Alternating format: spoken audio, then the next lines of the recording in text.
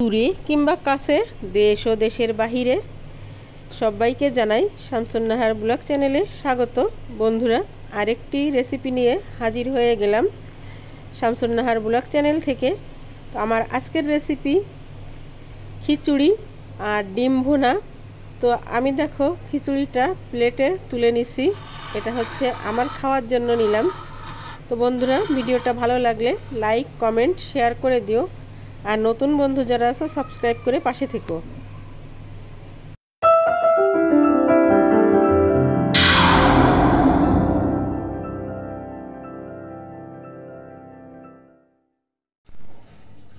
আসসালামু আলাইকুম বন্ধুরা, চলে আসলাম দুপুরের জন্য রান্না করতে। আজকে রান্না করব খিচুড়ি। এখানে দেখো আমি 2 পট চাল নিলাম, মোটা মোটা চাল। আমার মোটা চালের খিচুড়ি খেতে মন চাচ্ছে, তাই এখানে আমি মোটা চাল নিছি।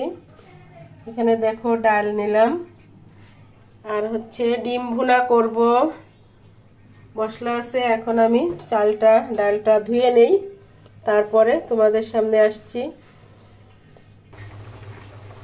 দেখো বন্ধুরা, আমি ডিমগুলো সিদ্ধ করতে দিয়ে দিই।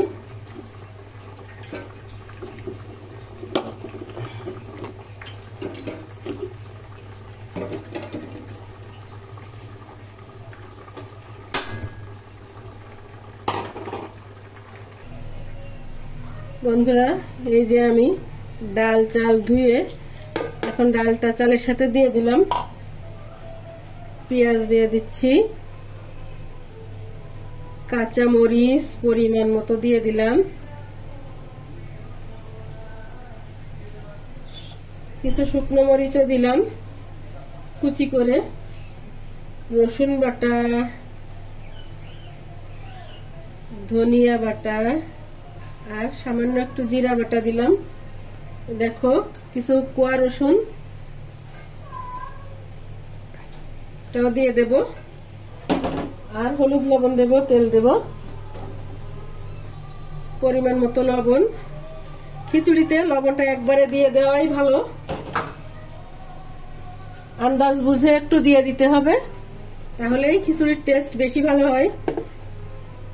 পরে লবণ দিলে ওটা খিচুড়ির সঙ্গে মিশতে চায় না। পরিমাণ মতো হলুদ দেব। এখন দিচ্ছি সয়াবিন তেল। এখন ভালো করে চটকে মেখে নেব।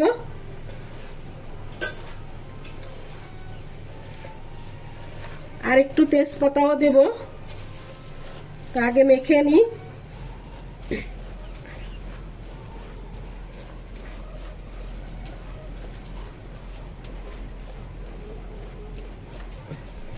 ভালো করে মেখে নিতে হবে।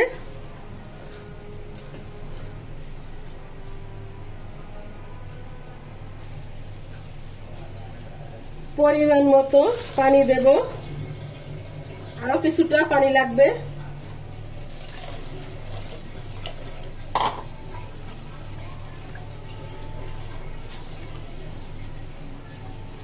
পানি ঠিক আছে, আমি কোয়ার মেপে পানি দিলাম। 1 কোয়ার আন্দাজ করে আমি পানি দিয়ে দিছি।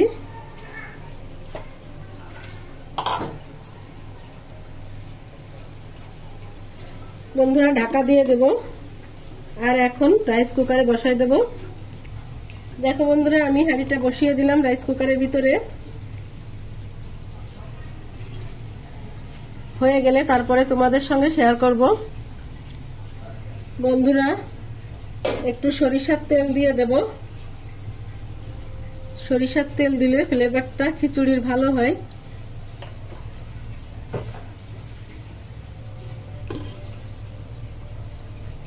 আর দিয়ে দিচ্ছি তেজপাতা।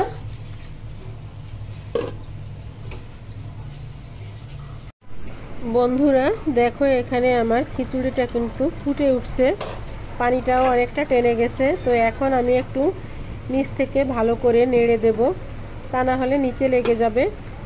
তো খিচুড়ি কিন্তু নিচে লেগে গেলেও অতটা খারাপ লাগে না, ভালোই লাগে। তারপরেও একটু উপর নিচ করে দিতে হয়, চাল ফুটার একটা ব্যাপার আছে। তো আমি কিন্তু খিচুড়িটা মুসুরির ডাল দিয়ে রান্না করছি। বন্ধুরা, দিয়ে দিলাম ধনিয়া পাতা,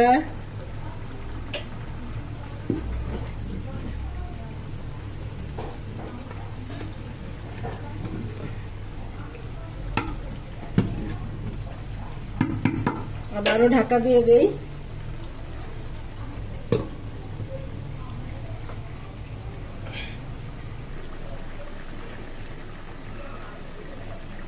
এদিকে দেখো আমার ডিম প্রায় হয়ে এলো। পুরো রেসিপি দেখালাম না ডিমের।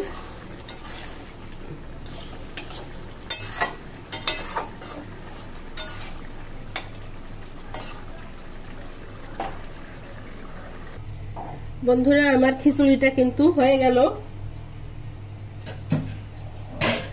আমি এখন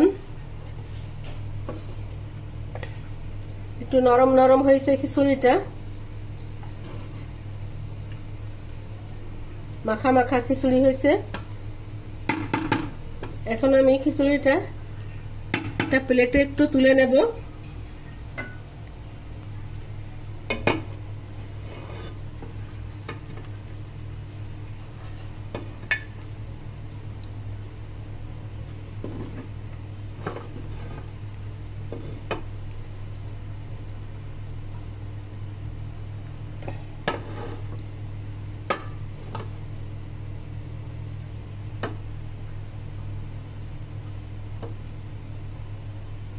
এটা আমি নিজে খাওয়ার জন্য তুলে নিচ্ছি।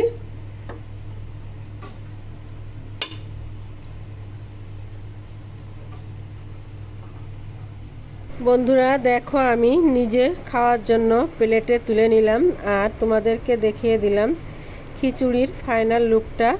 কালারটা অসাধারণ হয়েছে, খেতেও জাস্ট অসাধারণ। অনেক মজার হয়েছিল খিচুড়িটা।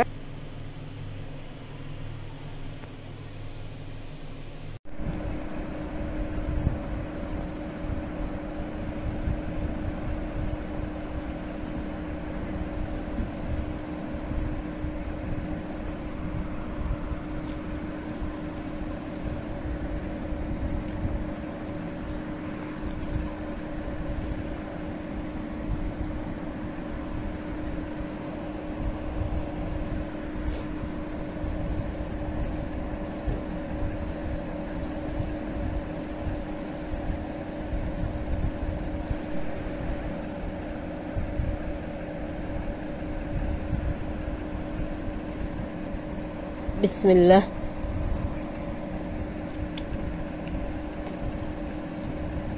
বন্ধুরা খুবই মজা হয়েছে খিচুড়িটা। আর আচার দিয়ে, ধনিয়া পাতার আচার দিয়ে খাচ্ছি,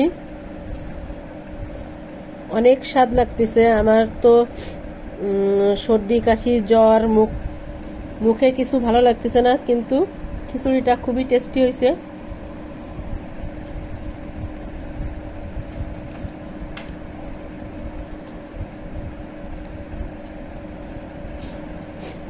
আর আমার এই ধনিয়া পাতার আচারটা এত টেস্টি কি বলবো। আমার চ্যানেলে এই ধনিয়া পাতার আচারের ভিডিও দেওয়া আছে, তোমরা বন্ধুরা চাইলে ভিডিওটা দেখে নিতে পারো।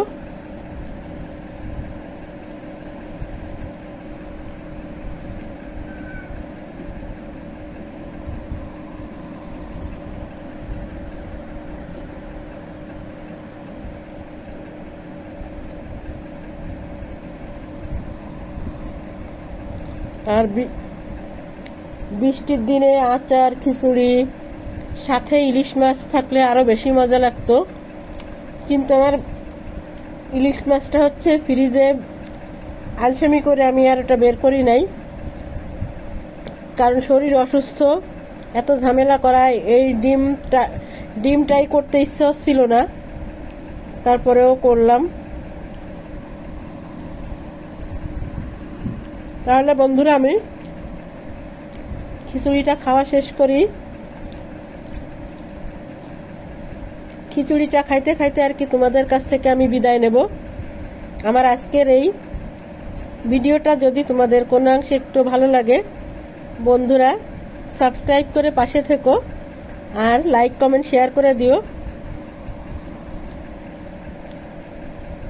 এতক্ষণ ধৈর্য ধরে যারা আমার সঙ্গে আছো সবাইকে আবারও অসংখ্য ধন্যবাদ আর ভালোবাসা দিয়ে আজকের মতো বিদায় নিচ্ছি বন্ধুরা।